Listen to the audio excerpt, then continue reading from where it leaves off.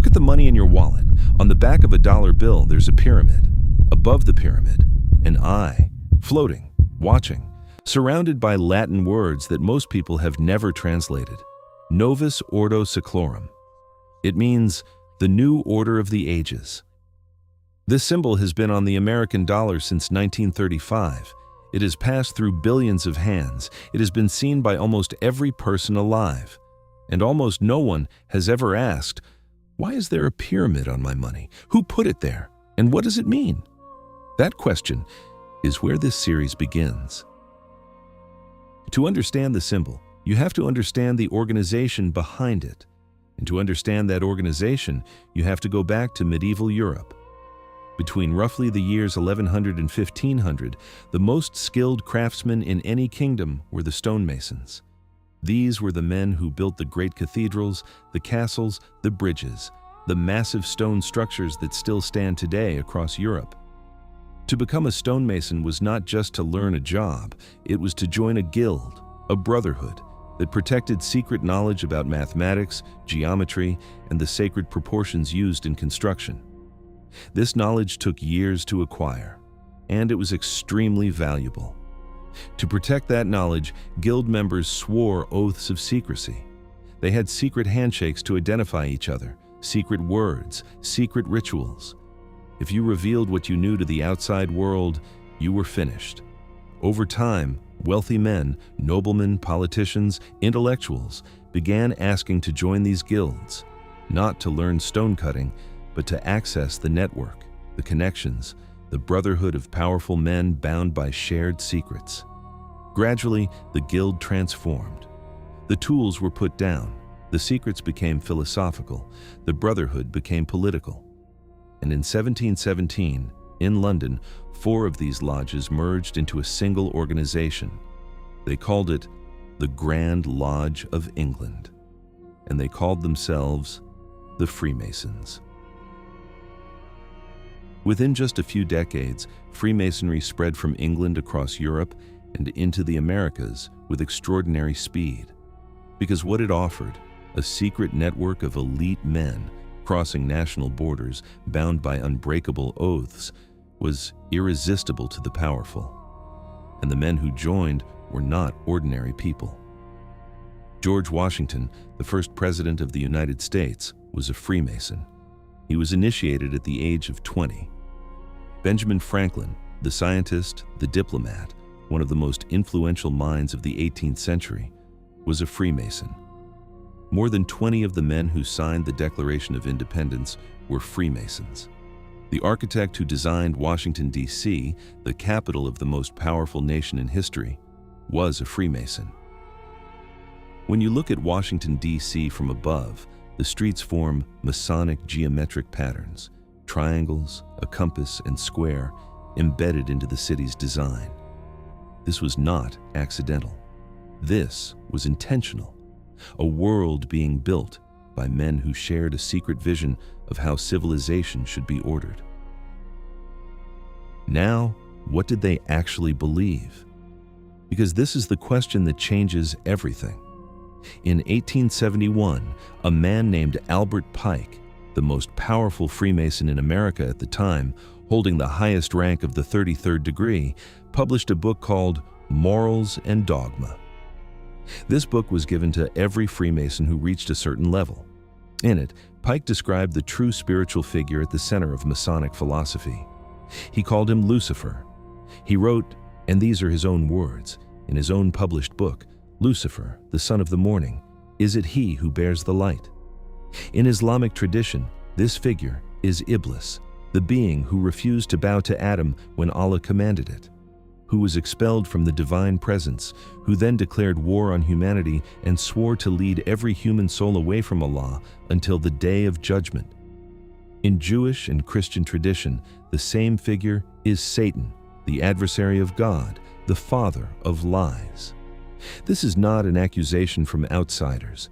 It is a confession from within, written by the highest-ranking Freemason in America, in a book given to their own members. The God of the highest levels of Freemasonry is the enemy of Allah. Now look at the world that was built in the century and a half after Albert Pike's book. Consider the media. Before the 20th century, information was local and slow. People knew what happened in their own town, their own region. There was no mechanism for a small group of people to simultaneously shape what billions of people believe. Then, in a very short period of time, mass media was invented. Newspapers, radio, television, the internet. And with each new technology, ownership became more and more concentrated. Today, 6 corporations control approximately 90% of what Americans see, hear, and read in mainstream media. Similar patterns exist across the world. 6 companies, deciding what billions of people see every day. And what do they consistently show? A world where success means money and status, where personal desire is the highest authority, where faith is ignorance, where modesty is oppression, where the family is a problem to be redesigned, and where God, if he exists at all, is irrelevant to daily life. This is not random. This is a direction, a philosophy. The same philosophy Albert Pike described in his book, now delivered through screens into the homes and hearts of every family on earth. Consider the music industry. Music is the most emotionally powerful medium ever created. It bypasses rational thought and enters the heart directly. When you read an argument, you can evaluate it and disagree. But when music enters your ears, it shapes how you feel before your mind has a chance to respond. It creates emotional associations that become part of how you experience the world. Study the visual language of the most powerful artists in the music industry over the past 30 years. The single eye covered with a hand, the pyramid gesture, performance stages shaped like eyes, lyrics about selling souls, about making deals in darkness, about power that comes from transgression, album art filled with occult imagery. These symbols appear too consistently across too many artists, across too many decades to be coincidence. Music is being used as a vehicle, a delivery mechanism for a philosophy, sent directly into the hearts of billions of young people every single day. Now, consider the financial system, because money is how the system maintains control. Before 1913, the United States had no central bank. Money was tied to gold, which meant the government could only spend what it actually possessed. Then, in 1913, 2 things happened in the same year. First, the Federal Reserve was created. A private banking institution was given the power to issue American currency, to create money not from gold, not from real assets, but from a decision to print, and then to lend that money to the government with interest. Meaning from 1913 onward, the American government was permanently in debt to a private bank.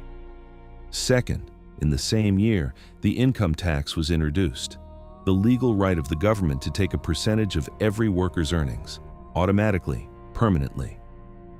The men who designed the Federal Reserve met in absolute secrecy on a private island called Jekyll Island. They traveled under fake names, 9 men, representing the most powerful banking families in America and Europe. And in 9 days, they designed the financial architecture that the entire world still operates inside today. The same families whose names appear on the boards of the media corporations, the same networks whose symbols appear on the currency they created.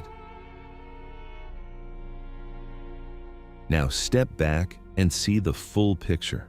The same philosophy, the same networks, the same symbols, the media that shapes what you believe, the music that shapes how you feel, the financial system that controls what you can and cannot do. All of it built over generations by men who shared a vision of a world ordered without a law, a world where humanity serves a system and the system serves its builders. The pyramid on the dollar bill is not decoration. It is a declaration. There is an elite at the top. There is a mass of people at the bottom. The eye watches everything, and the project, the new order of the ages, is still being built. But here's what the builders never accounted for. They never accounted for a book that has not changed in 1,400 years. They never accounted for a prophet who described all of this before any of it existed. and they never accounted for the hearts that wake up. In the next part, we show you what Islam already knew, the prophecies that match this world with a precision that cannot be explained by anything other than divine revelation. Episode 2, The Prophecy.